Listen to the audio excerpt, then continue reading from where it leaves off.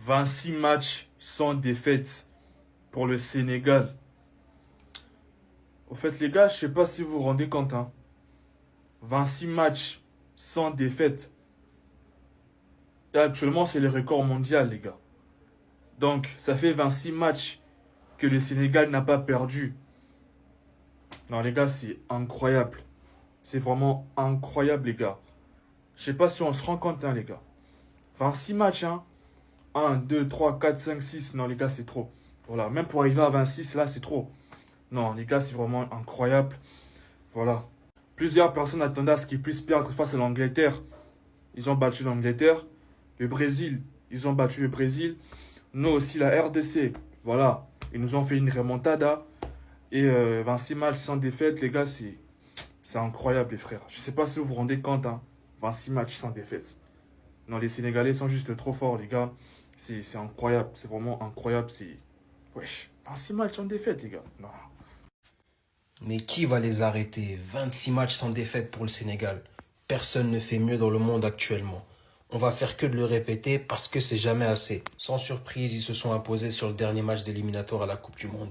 Et ils continuent de nous impressionner. Le Sénégal est juste incroyable, cette équipe. Franchement, sur tous les niveaux, il n'y a rien à dire. Que ce soit sur le plan défensif, avec l'expérience de Kalidou Koulibaly. Niakate, qui est un rock depuis le début de saison, c'est l'un des meilleurs défenseurs du monde. Sur les latéraux, j'en parle même pas, El Hadji Malick Diouf, meilleur latéral de première ligue. Au milieu de terrain, deux mecs qui s'appellent Gay. Toi-même, tu te retrouves pas quand tu es sur le terrain. L'expérience et la jeunesse, on retrouve de tout. Techniquement, c'est là, dans le défi physique. Et sur le plan offensif, et c'est là que le Sénégal fait très très peur. Parce que jusqu'aujourd'hui, ils étaient certes impressionnants sur le plan défensif, tactiquement. Ils gagnaient leur match. Mais c'était pas une équipe qui marquait autant de buts. Et aujourd'hui, elle est là la différence. Le Sénégal marque beaucoup de buts. Et ça fait très très peur. Et bien évidemment, sur le plan tactique, 12 sur 12 en 4 matchs, 9 buts sur 2 matchs. Il récupère le Sénégal à la 3e place. Il les fait remonter au top. Il dépasse la RDC. Dans le jeu, j'en parle même pas. L'animation, elle a complètement changé. Il est venu, il avait une idée de jeu, il a tout mis en place. Et ça marche. Franchement, impressionnant. Moi, je mets ma pièce sur eux. Favoris à la CAN et à la Coupe du Monde, je pense qu'ils ont quelque chose de prévu. On n'est pas au courant. Dites-moi ce que vous en pensez, abonnez-vous. Il y avait absolument aucun doute que le Sénégal allait le faire. Alors ouais, bien sûr, fallait pas crier victoire trop vite, fallait pas se voir qualifier déjà, fallait prendre ce match au sérieux, c'est clair et net. Mais dès que t'as vu la compo, dès que t'as vu l'équipe qui est alignée sur le terrain, au bout d'un moment tu te dis c'est impossible de perdre contre cette équipe du Mauritanie. En plus, un match nul c'était suffisant les gars. Je pense que je m'étais trompé dans ma vidéo d'avant-match. J'avais dit que le Sénégal devait gagner pour être sûr et certain, mais un match nul c'était suffisant vu que voilà, ce qui comptait en priorité, c'était la différence de but particulière. Bref, on était sûr que ça allait le faire. On était sûr et certain que ça allait le faire. Et quand je vois ce match les gars, vous savez c'est quoi le plus fou? Et c'est là où on se rend compte à quel point cette équipe du Sénégal, elle est très dangereuse, elle est impressionnante, elle est monstrueuse les gars. C'est que le Sénégal a gagné 4-0. Et j'ai le sentiment que le Sénégal a pas fait non plus un match incroyable.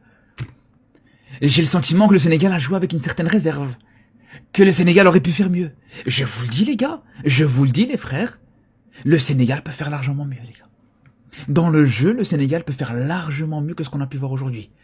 Dans la maîtrise, dans la qualité technique, on a vu, sur une grande partie du match, sur la première mi-temps par exemple, c'était compliqué pour les Sénégalais. Alors, est-ce que c'est la crispation par rapport à l'enjeu du match? Parce que c'est vrai que voilà, qualification pour la Coupe du Monde que tu joues juste derrière, alors que tu sais très bien que le Congo est là, attend juste un faux pas de ta part, c'est pas facile.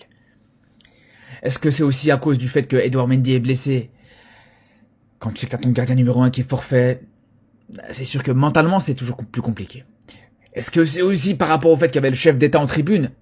Il y a une crispation qui peut rentrer en ligne de compte. Ton chef d'État, ton président qui est là pour assister à ce match, c'est dans les têtes, c'est sûr que c'est compliqué. Et c'est pour ça qu'on a vu en début de match beaucoup d'échecs auxquels on n'est pas habitué. Du Malick Diouf, Pape Gueye sur le début du match, beaucoup de déchets de la part de Pape Gueye sur le début du match, ce qu'on n'est pas habitué non plus de sa part. Sadio Mané aussi, il a eu du mal à rentrer dans ce match. Donc ouais, c'est vrai que c'est là où on peut le dire les gars. On peut le dire en termes de jeu, en termes de qualité technique, on sait, c'est ça qui est le plus fou les frères. Malgré ça reste un très beau match. Malgré que tu gagnes 4-0, malgré que tu t'imposes sans difficulté, Malgré que tu as vu des buts exceptionnels, tous les buts étaient magnifiques aujourd'hui. Tous les buts étaient magnifiques, les frères. Vraiment. Chacun de manière différente. Chacun avec des qualités différentes. Mais tous les buts étaient magnifiques. Et c'est là où je vous dis, les frères, voilà, malgré ça, on sait que le Sénégal pourra faire mieux. C'est là où je vous dis, les frères. Ah, je vais aller plus loin, les gars. Je vais aller plus loin. On en reparlera. J'ai pas envie de me projeter directement sur le match contre le Brésil.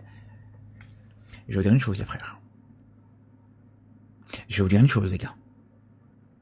Pour moi, c'est le Sénégal qui est favori contre le Brésil, les gars. Le Sénégal est favori contre le Brésil, les frères. Je vous le dis. Je vous le dis. On en reparlera.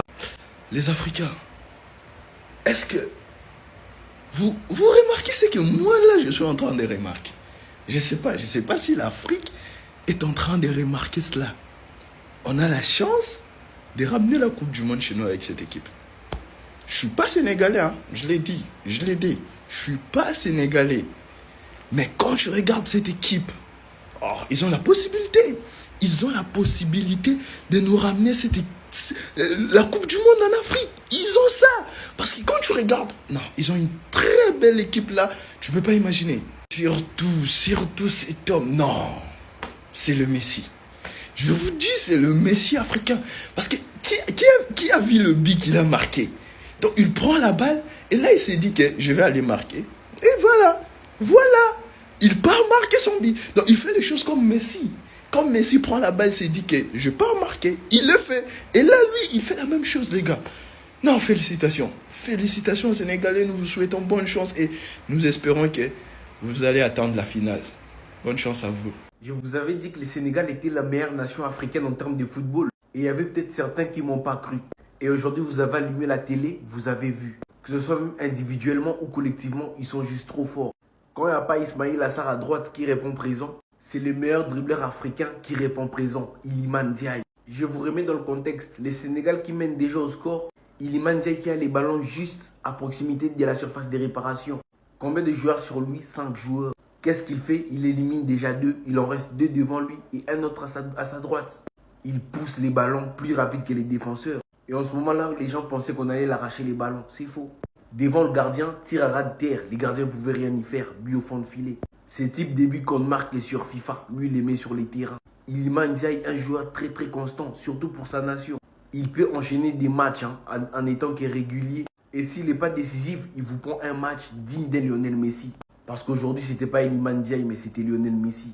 Et les matchs de Sadio Mané, coup de chapeau, il nous inscrit un banger.